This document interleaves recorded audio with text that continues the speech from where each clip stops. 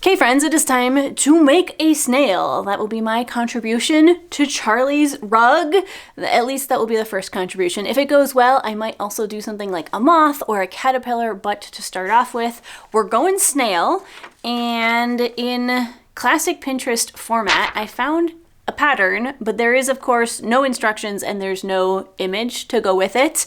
That's always the thing with Pinterest. I feel like you can always find part of the solution, but never the entire thing. Either there's not any instructions, or there's no photo, or the photo of the finished product doesn't match up at all with the photo of the pattern. That was kind of the case in this situation.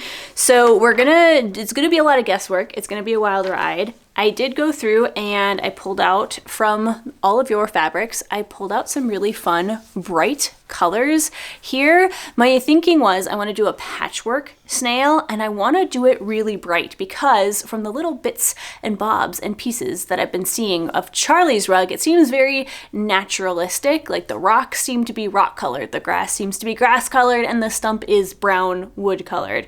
So I thought it would be kind of fun to have a really bright pop of color that's a little bit more fantastical and whimsical. So I went through, picked up a lot of bright colors, mostly pinks, blues, purples. I tried to avoid greens. I have one or two, but I didn't want to use a whole lot because I know she has a lot of green in the grass.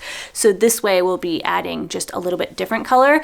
This is going to be the body. It's going to be, well, the shell, sorry. It's going to be the shell. I need two of these. And then the body is going to be a solid pink because I figured if it was all patchwork, it might get kind of muddied. It might be a little bit harder to see what it is. But if the body is a solid color and then the shell is patchworked, I think it's going to be really bright, really fun, and really easy to tell at a glance what it is. So let's get striping. Let's get patchworking.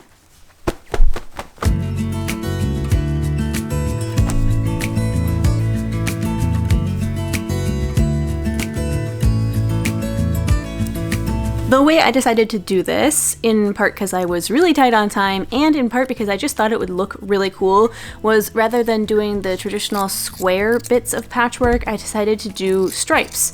So I started by cutting everything out into strips of wildly different widths, and then I decided to sew them together first into a vaguely triangle-shaped piece of fabric, and then I would cut the final shape of the shell out from that. Charlie, this fabric is from Christine.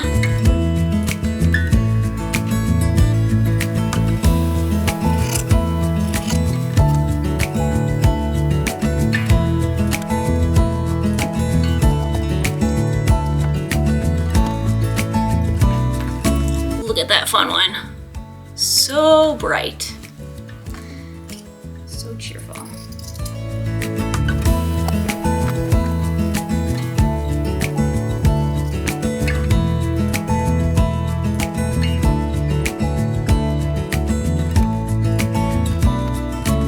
I do feel a little bit bad that my contribution to Charlie's rug is so small and unnecessary because her contribution to my rug is like absolutely integral to the success of my rug. My rug would be nothing without her tufting, whereas her rug's gonna look amazing without my snail. But I will say, looking at these colors, they are very cheerful, and hopefully if I can pull this off, it's gonna be super cute, and I might even want to make another one for myself. So at least I've got the cute factor going for me, right?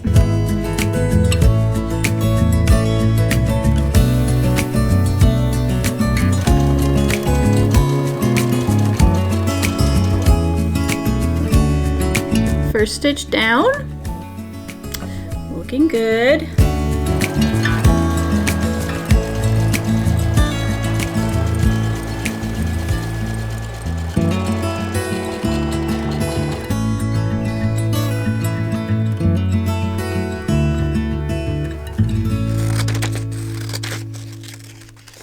Is there seam allowance on this? We'll never know. Okay, well, here we're at. We've got enough length for a snail shell. I need to go iron these because they are still very bumpy, but then, yeah, it's coming along. It's looking very cheerful, very friendly. So iron these, cut them out, and then, does this include seam allowance? Do I need to add seam allowance? We'll never know because it's a Pinterest pattern. I guess you can't complain when it's free $99. So yeah, let's go iron this.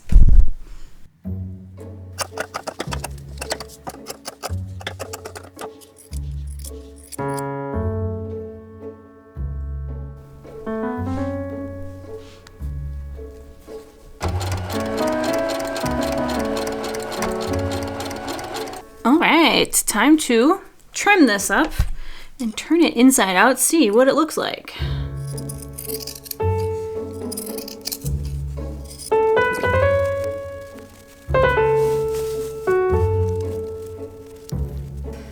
Well, it's like one very bright rainbow colored popsicle, let's say.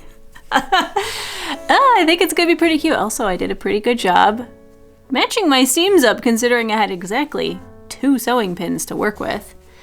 Yeah, all right, quite pleased about that. And next step's gonna be either stuffing this or probably more likely cutting out the body of the snail and seeing how that goes together. Although really, if to do that, I probably should go get some pink colored thread. There's gotta be some kicking around here somewhere. Pink thread. So now we are faced, oh, I'm sorry, am I boring you?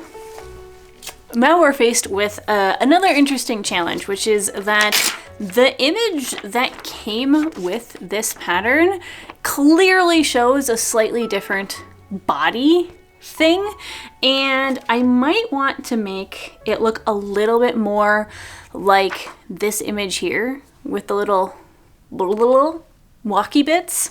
But fortunately, I actually have a good amount of this pink fabric. So I think we're gonna do one following this pattern verbatim, just because I'm actually still like not 100% sure how exactly all these bits go together. The image that came with this pattern does not look like it was made with exactly this pattern. It is much closer. Hi, what are you booping me for? It is much closer than the other patterns and associated images. There were some that were, well, there were some that were AI. There were some that were just like very clearly heavy modifications had been made to the pattern at all. This one seemed fairly close, but I'm still a little bit confused. Like, I'm a little bit confused about why there are 2 of these.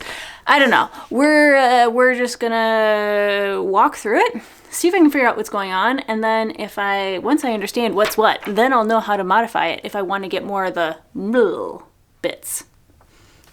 Hi, what are you staring at me for? Why you gotta judge me like that? I do.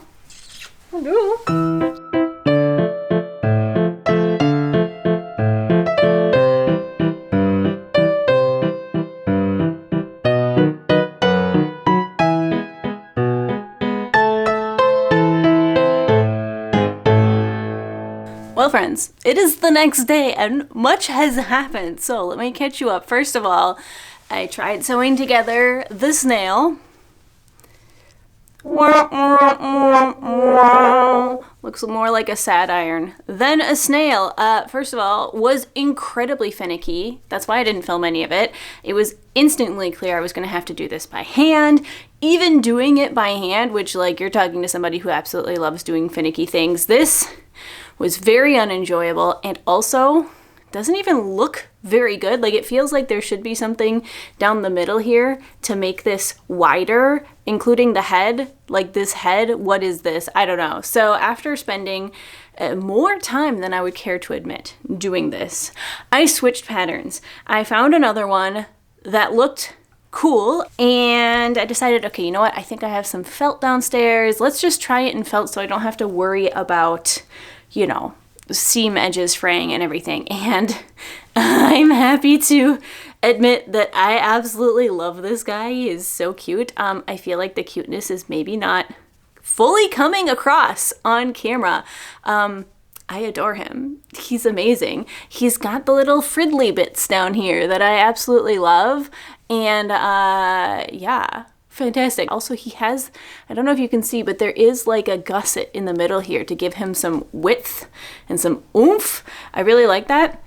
And I did do it in green as a test piece because I was like, that's the one color that I definitely don't want to give to Charlie. And so now I'm faced with the fact that this looks amazing, and if it wasn't a good color, I could just like slap the shell on it and give it to Charlie. Actually, speaking of shells, let's stuff the shell and just check it out size-wise, okay?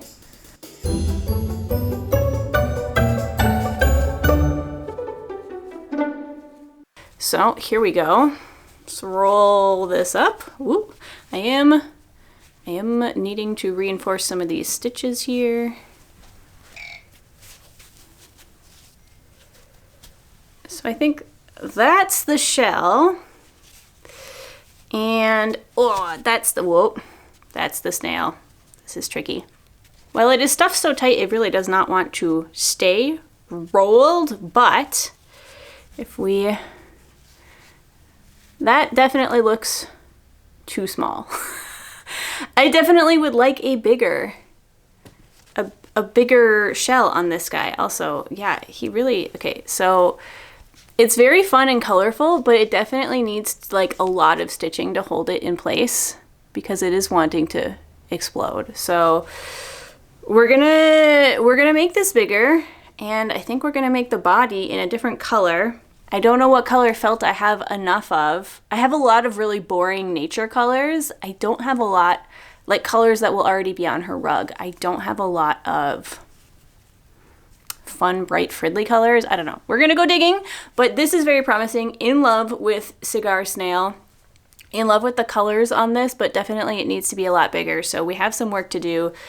Progress will continue to be made.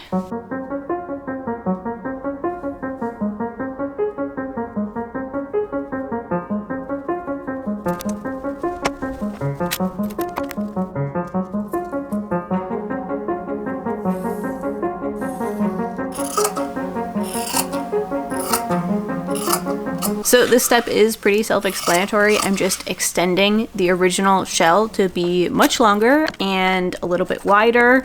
And if you're thinking about making a similar snail and you're aiming for a similar effect, I'd say I nearly doubled the length of the original shell.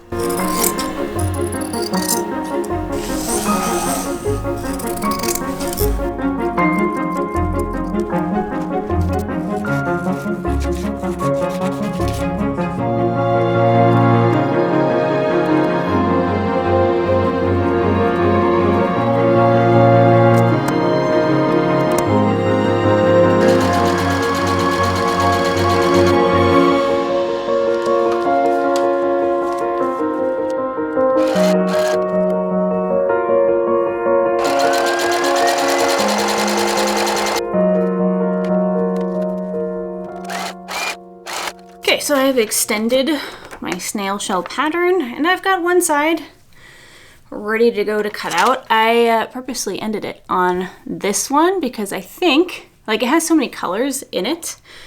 You can't tell because it's so thin, but it has a lot of colors in it. I thought that would be a really good one to have have it be really visual. So it's gonna be on the very end. We're gonna cut this out. We're gonna make another one, and then we're almost there. Almost.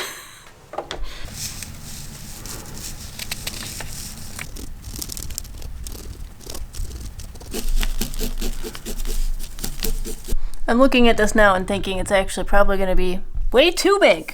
Like, this is going to be this shell's going to be huge. Is it going to be huge? Is it going to be too big? I don't know. I guess we're going to find out, but now I have my suspicions. I went too big. I snailed too close to the sun.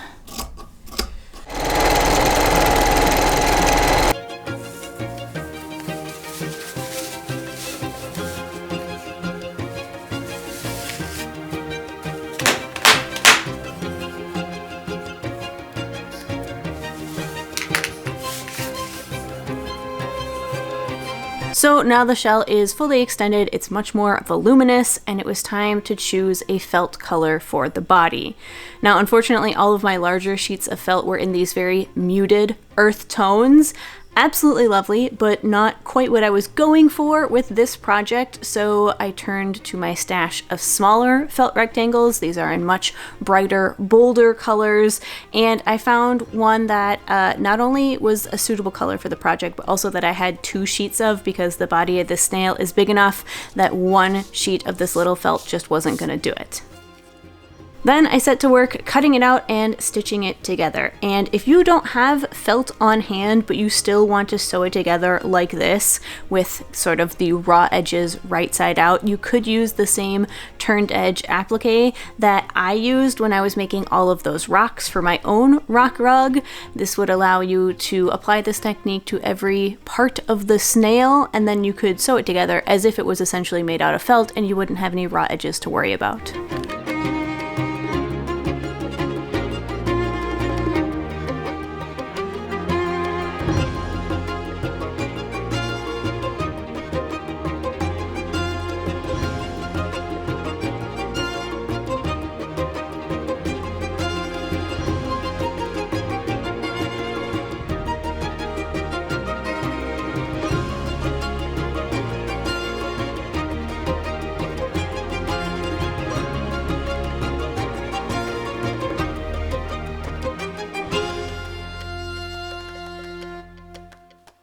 Well, he's super cute, he's super purple, and he super needs a name. So if we've got good names for this little guy, let me know. Looks pretty good. Oh, that was a thunder pause down there. Anyway, we're gonna stuff up this ginormous shell. I don't even know if I have enough stuffing. We're gonna try, and we're gonna see where I need to cut it off so that it is proportionate. Or maybe disproportionate. Maybe it'll be hilarious if he has an absolutely giant shell.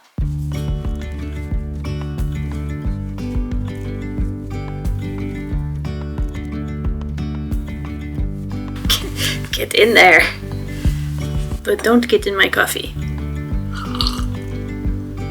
Well, it is one very colorful cornucopia, that's for sure.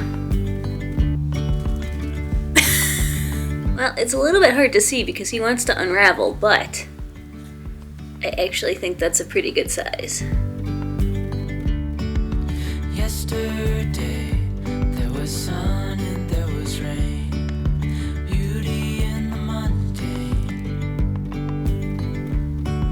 And as the light startled our eyes, we let go of disguise. And now there's something in the air and a sparkly shimmer on our skin, restoring everything within. Oh, dreamy, breezy, we go.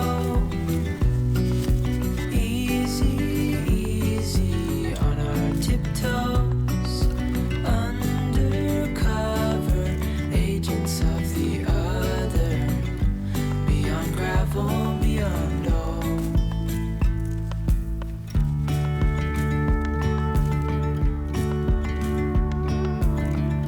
All right, friends, I am back. It is the next day, despite the fact I am wearing the same clothes. Ignore that.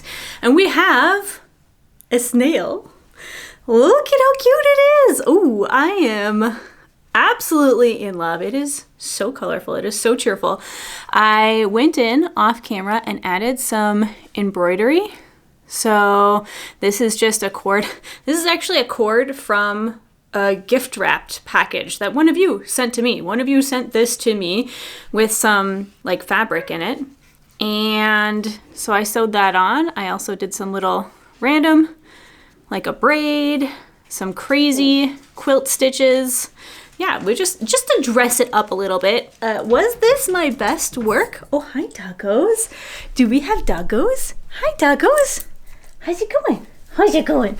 Oh, look at that tail. Like I was saying, not my best work because I was, I'm in a time crunch. I have to mail this off today.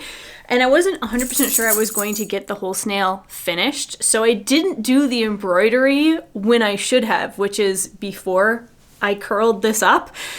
But I wanted to make sure that I had at least a basic snail before I embroidered it. That was more important. So once I got it closed up, then I was like, okay, now I can add some embroidery onto it. But of course, that means it's very, very hard to get the stitches started and stopped neatly.